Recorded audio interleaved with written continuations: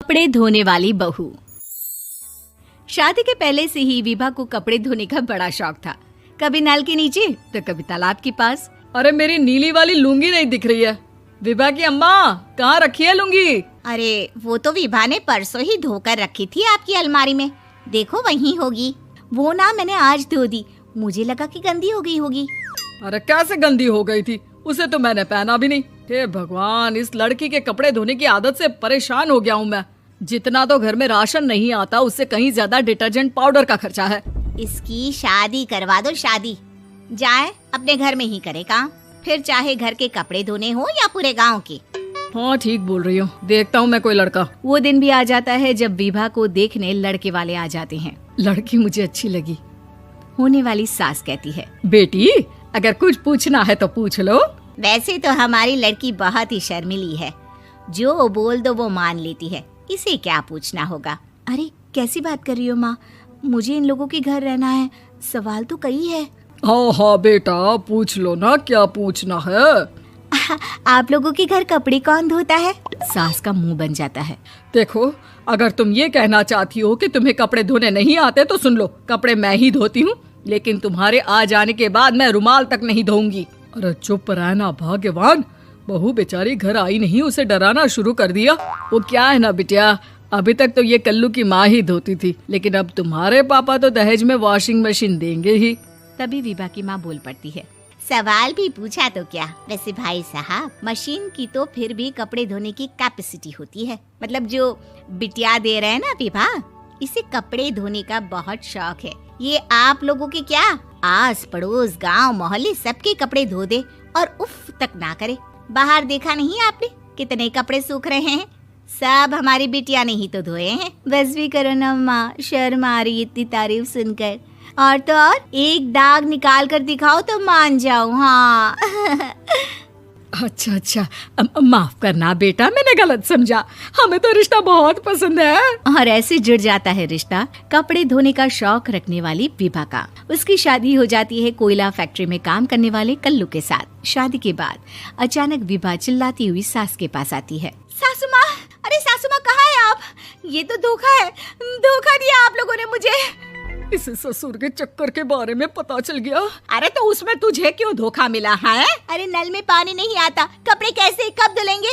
अच्छा अच्छा, तू पानी नहीं आ रहा उसकी बात कर रही है? तो आपने क्या सोचा? कुछ नहीं। अच्छा हाँ, तेरी माँ ने कहा था कि कपड़े धोने का शौक है तुझे, याद आया मुझे। शौक शौक बोलकर कपड़े धोने वाले मेरे जुनून को कम ना आके सासू माँ, कपड़ा धोना मेरा गुरूर है। तभी पति भी वहाँ आ जाता है। अभी अभी मैंने इसे सनी देओल की फिल्म दिखाई है, उसी के डायलॉग मार रही है माँ। अच्छा सुन, साफ साफ बता रही हूँ, पानी सुबह 4 से 6 और शाम को 10 से 12 आता है, समझी? विभा टाइमिंग सुनकर हैरान हो जाती है। ये क्या भूतों का मोहल्ला है? सुबह 4 बजे उठकर कौन कपड़े धोता है? 4 बजे टंकी में पानी जाता है, फिर सारा दिन धोना ना, किसने मना किया? अरे कैसी बात कर रही हैं? 200 लीटर की टंकी में कितने कपड़े धो लूंगी मैं, सुबह ही उठ जाऊंगी मैं। अब क्या था, विभा सुबह 4 से लेकर रात के 12 बजे तक कपड़े ही धोती रहती। एक रोज सास पड़ोस से निकलकर कहीं जा रही होती है कि साथ वाली कहती है, हाँ कल्लू की माँ, जरा ये बताओ कि 2 साड़ी है, 2 ब्लाउज और एक पेटीकोट और एक नाड़े वाला लंबा कच्छा। हाँ तो? अरे तो क्या, कितना लोगी धुलाई ये बताओ। धोबन दिख रहे हैं हम क्या? हमारे पति सरकारी नौकरी से अभी अभी रिटायर हुए हैं और बेटा सुपरवाइजर है कोयला फैक्ट्री में। धोबन समझ रखा है हमें? हाय रे कल्लू की अम्मा, माफ कर दो, वो तो मोहल्ले में यही सब बता रहे थे कि तुमने बहू को कपड़ा धुलवाने के काम में लगा दिया है। सास को पड़ोसन की बात सुनकर गुस्सा आ जाता है। वो घर पहुंचती है जहां घर के बाहर ही इतने सारे कपड़े सूख रहे होते हैं जितने कि किसी धोबन के घर पर। अरे ओ कल्लू की दुल्हन, बाहर निकल।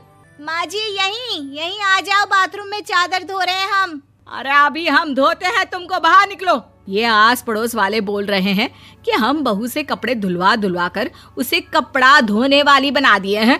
अरे छोड़ो ना माँ जी, किन लोगों की बातों में आती हो? आस पास के लोगों का तो काम ही होता है कि वो किसी तरह सास बहू को लड़ा दे। बहू सारे घर के कपड़े धोती है, ये क्या कम है? बोलिए। सास को भी लग जाता है कि वो बहू का ये सनकीपन नहीं छुड़वा सकती, इससे अच्छा है कि खुद ही चुप हो जाए।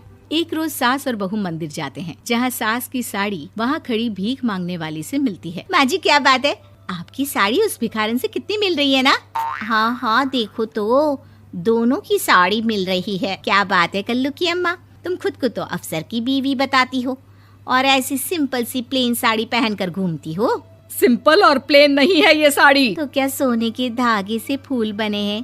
कुछ भी सासू माँ, कुछ भी। हाँ बने थे इस साड़ी में सोने के धागे से फूल। मेरे पति लेकर आए थे मद्रास से स्पेशली मेरे लिए 10,000 की। ताहे भाई साहब इस भिखारन के लिए भी सेम टू सेम साड़ी लेकर आए होंगे 10,000 की। सास उस वक्त तो कुछ नहीं कहती, लेकिन बहू के साथ घर आती है और अलमारी से एल्बम निकाल कर लाती है। ये साड़ी देख रही है, ये वही साड़ी है जिसे मैंने अभी पहना था।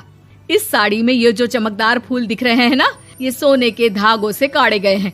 लेकिन तू लोकल वॉशिंग मशीन ब्रश से घिस घिस कर सारे फूलों को निकाल कर साड़ी प्लेन कर दी। मुझे माफ कर दीजिए सासू माँ। और तो और, जब मैंने तुझे तेरी गलती के लिए कुछ नहीं कहा, लेकिन तूने तो सबके सामने मेरा मजाक ही बना दिया। क्यों? बहू को समझ में आ जाता है कि अब से उसका कपड़े धोना बंद।